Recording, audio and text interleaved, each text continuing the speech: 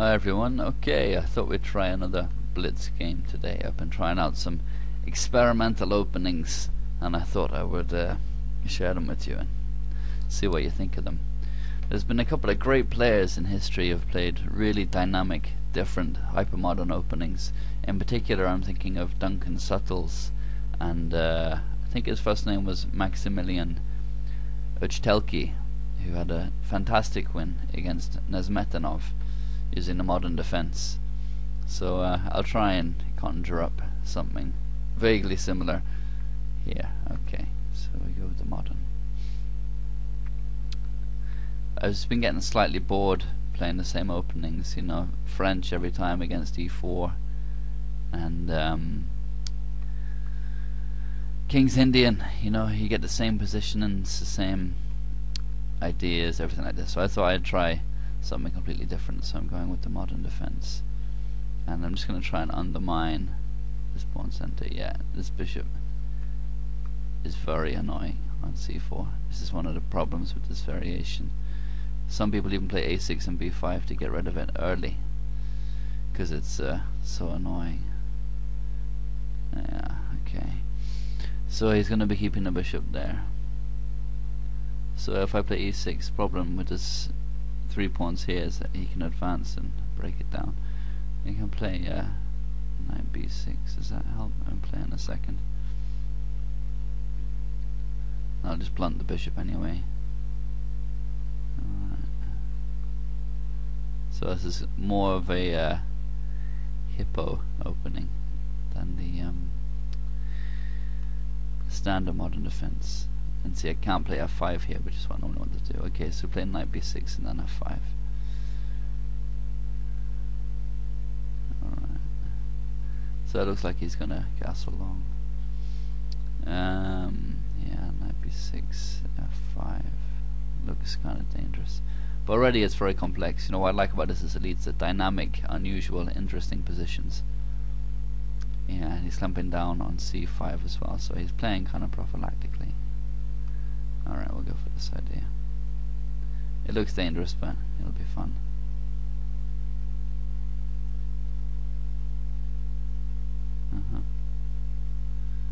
Well, that doesn't really stop f5, so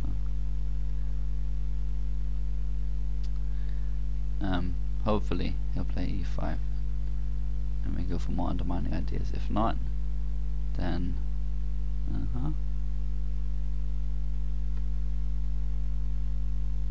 okay.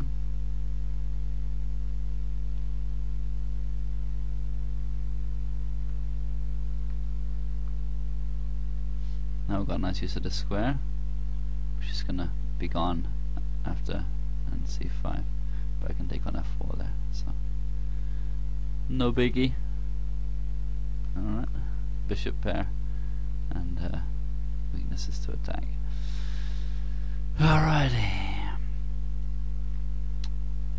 Let's see now. I could try bishop h6, but why not just try and get initiative straight away against his king? Okay. Bishop f5 looks good. Also exchange sacks after a6, possible too. Right, let's see now. See, I don't want him to be able to attack this pawn.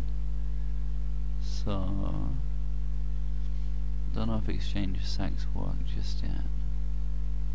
Maybe, I don't know, I don't like bishop b7, maybe bishop e6 to f7 just to keep this solid, and then exchange sack. Alright. Knight g5 might be problematic. No, okay.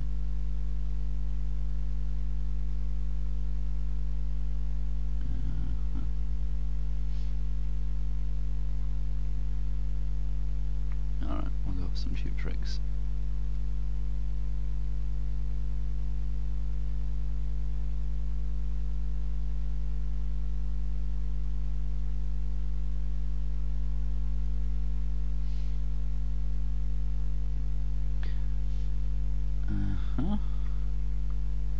Asking for it.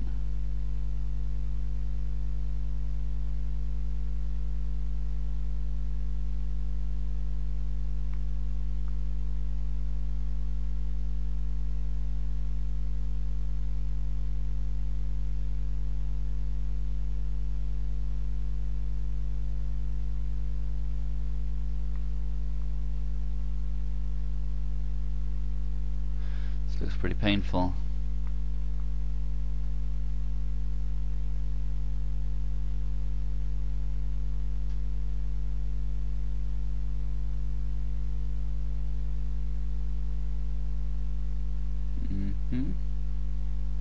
Okay, more tactical chances. Maybe not. Okay, what happens after queen a5? He takes the bishop, then rook b1 check looks something, but he just goes king d2, and I don't win the queen.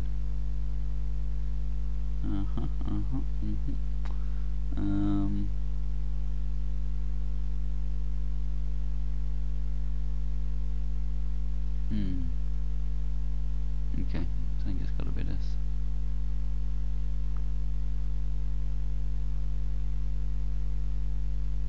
Inside to defending the knight.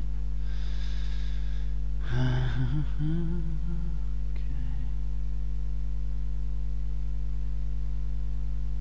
Yeah, now he's threatening to take here as well. Slightly annoying. This would check.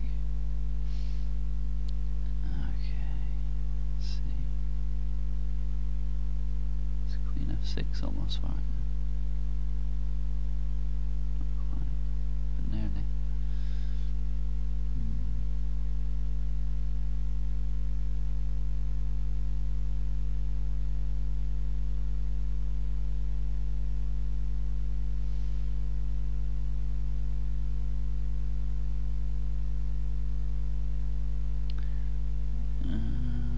Okay, I'm just gonna go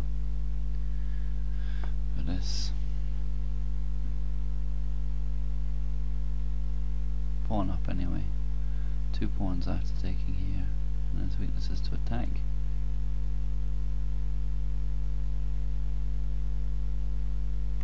Okay, at worst it's a queen trade. If not, then I play queen a5, and this pawn's dropping. So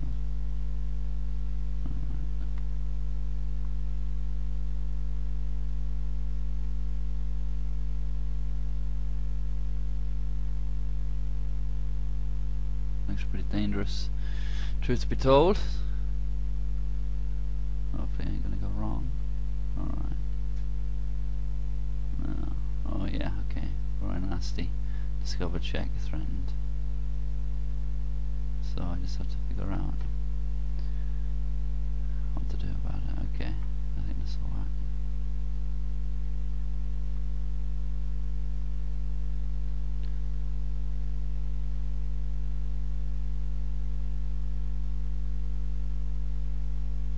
I don't think there's anything but what about rook e1 check? Damn. Yeah, that would have been good.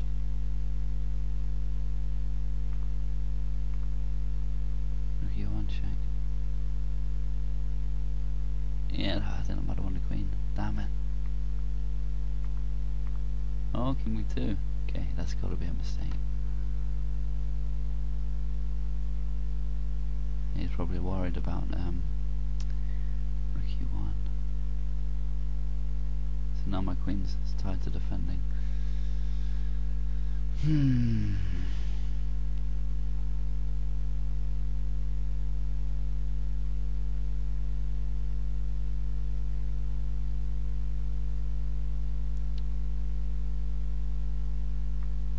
Alright, let's probably scare him into exchanging queens.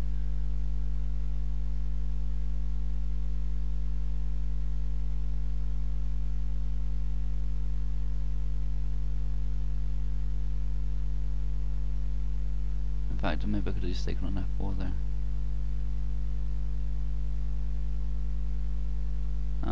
Hold on a second. This is losing.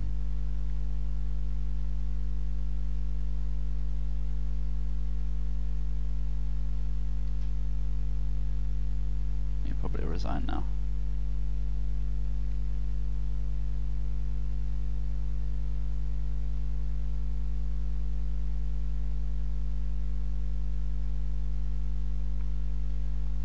See you later, Queenie. Is this winning a rook as well? Yeah, he's got to resign. Okay. Going for counterplay with his rook against my queen. More pawns dropping. It's got to be mating.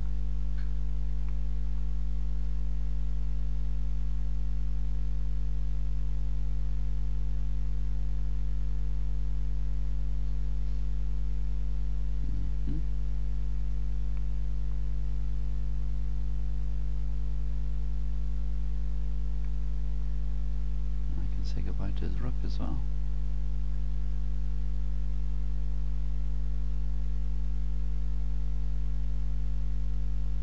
Okay, good game. We'll get to some analysis in a second. Cheers. Okay, so let's have a look at what was really going on there. My opponent opened with e4, and I responded with the opening I've just started exploring, g6, which is known as the modern or Robash defense.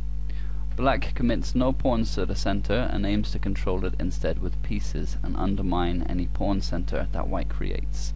By definition then, it's a hyper-modern approach, and one that, in the short time I've been using it, I found to be really dynamic and interesting.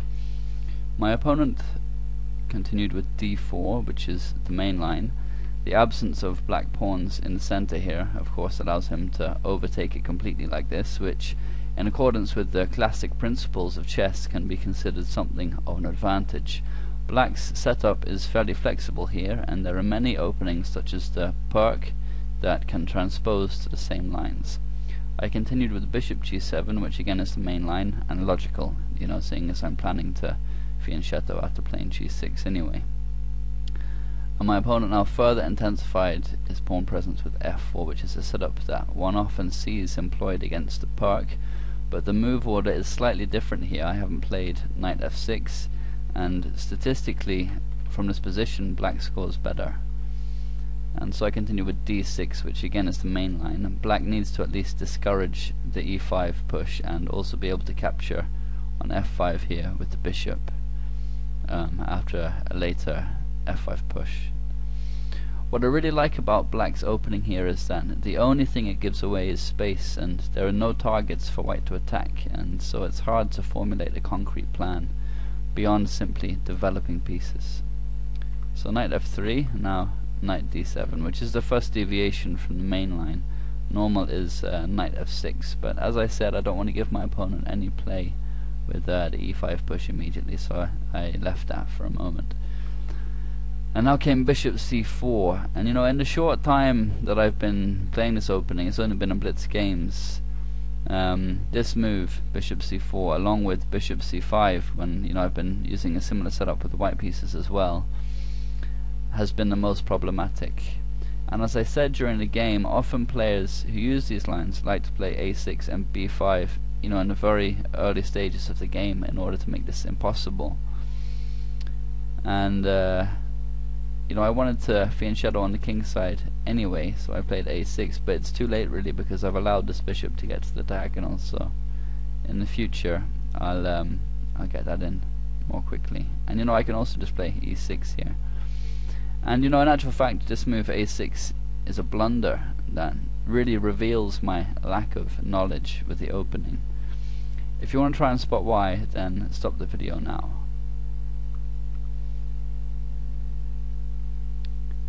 a4 is what my opponent played, but bishop takes f7 check is the refutation of this move. And you know, immediately we see the danger of the bishop on this diagonal. My main problem with it is that I've been playing for the f5 push, and with the bishop on this diagonal I can't castle in the resultant positions, but as you'll see, this move is very problematic. My best move here is just king f8. You know, I mean, it's the lesser of two evils. It loses not only the pawn but also the castling rights, and you know, just hands white a huge advantage. If instead the king takes f7, now knight g5 check, and where is black moving the king? If king f8, then knight e6 check is going to win the queen, and if king e8, then knight e6 is going to checkmate the queen. You know, there's no squares for it. And king f6 is just losing loads of material. After e5 it's even worse. So suffice to say, black is lost here with a disadvantage of over 4 pawns, so you know it's totally over.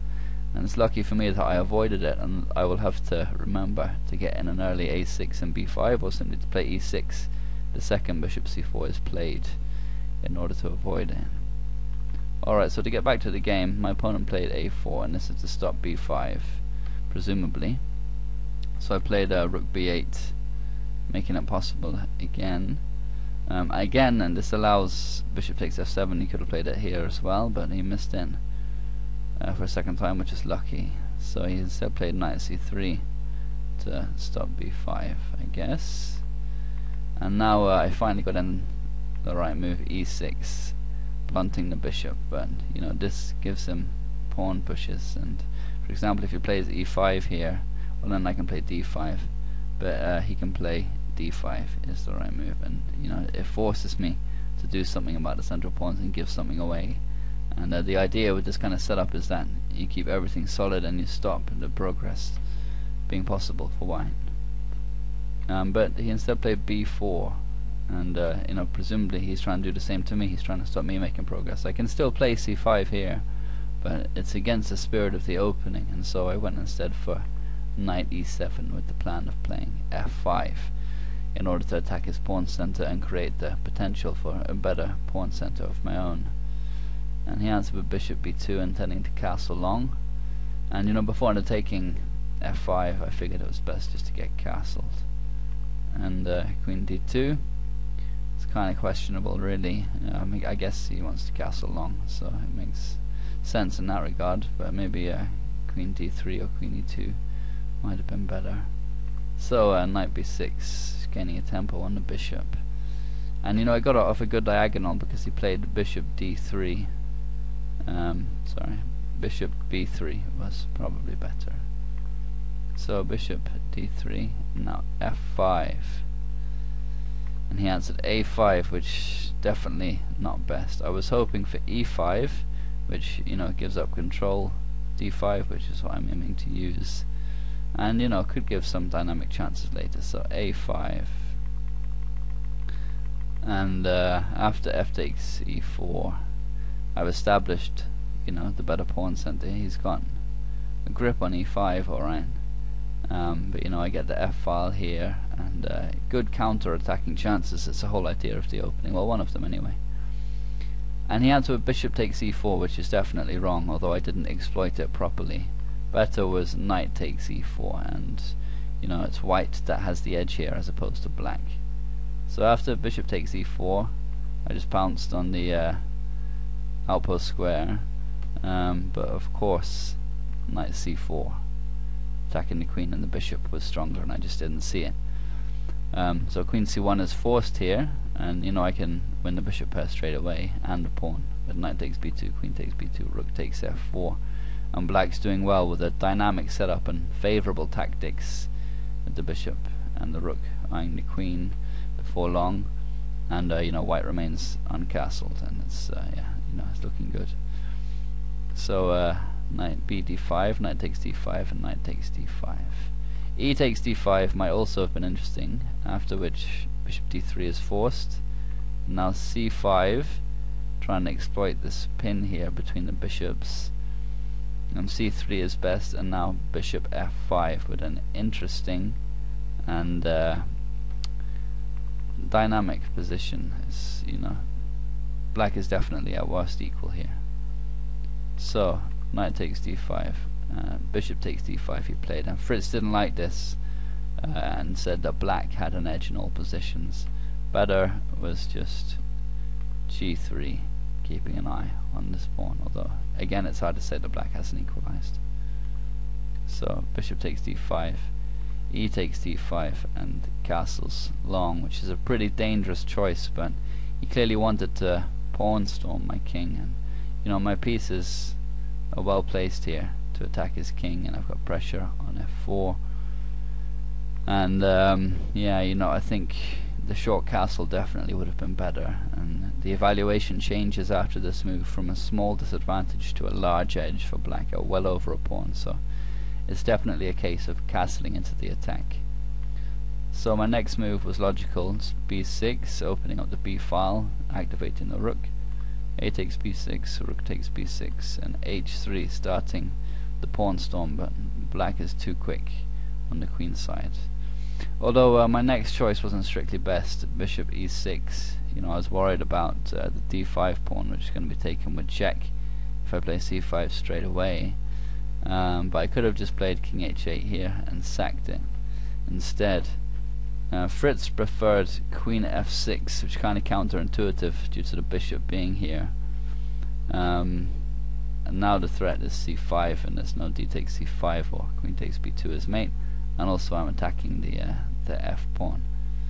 So best is g3, but now c5, and you know, black is getting strong initiative here. It's just it's hard to play a move like this in Blitz. You know, instinctually you don't want to be putting your queen in tactical danger. So bishop e6, now g4, he starts his own pawn storm, and c5, and he answered queen e3, which is pretty sure isn't best. You know, he's gaining a tempo on the bishop, but it's kind of going to lose that tempo after rook e8, taking the open file and threatening tactics. It's yeah, dangerous. I'd hope for b takes c5, rook takes b2, king takes b2, d takes c5, but in fact it's equal at best for black. So queen e3, rook e8 is the right move, and now d takes c5, which is a definite blunder. Better was b takes c5, but he was probably rightly worried about the exchange sack idea, and due to his queen now being on e3 is much more effective. You know, and bishop takes g4 here is also totally playable. You know, it looks kind of dangerous because after the queen moves there's going to be two pieces hanging, but I can sack the exchange and, you know, get a very strong attack. But or just play rook takes b2 now, and after king takes b2, bishop takes g4, discovering the attack on the queen. So queen d3, bishop takes f3, queen takes f3, d takes c5. Rook h1 is given as best, but after bishop takes d4 check, king c1, black maintains the edge. You know, white can give up the exchange in return, but he's, you know, going into an inferior endgame after that. So d takes c5, now bishop takes b2 check, king takes b2, rook takes b4 check, king c1, and now bishop takes g4, discovering the attack again. You know, I saw the tactics, so I played it, but in fact there were much stronger moves. For example, queen a5, all manner of, you know, major threats here, and also queen b8 is, you know, with huge pressure and initiative is also good. But it's hard not to play a move like bishop takes g4 when you see the possibility and you're playing under Blitz time controls. So queen c3, attacking the rook, and you know, I was worried here I was going to lose a piece, so I felt I had to defend the rook, and I have to do it with tempo. My bishop is going to be taken, so I played rook c4 too quickly, worried about the bishop. And you know, I did see one continuation in the game, but not deep enough, which was queen a5, with the idea of playing rook b1 check and winning the queen in the event of h takes g4 now. And I rejected it because I saw that there was king d2 defending the queen, but if I'd seen one move deeper I would have found the sting in the tail. Let's have a look here. If h takes g4, rook b1 check, king d2, rook takes d1 check, it forces the rook to recapture if the king takes and the queen is falling, of course. So rook takes d1, and now comes the rook e2 check, and this is the move I missed. It forces the king away from the defense of the queen. If king takes e2, then queen takes c3, and if king d3 and rook e3 check, and you know, if king d2, then it's just a white doesn't even get a rook for the queen. So king takes e3 now, queen takes c3 check, and you know, both of these of course lead to a winning endgame, and it was a real shame to miss that one, but you just, you know, you can't see that deeply in Blitz unless you're grandmaster or whatever. So rook c4, now queen t3, and bishop takes f3, and again I was happy to remain the material ahead, but there was a much stronger move than this. Again, if you want to try and find it, then stop the video now.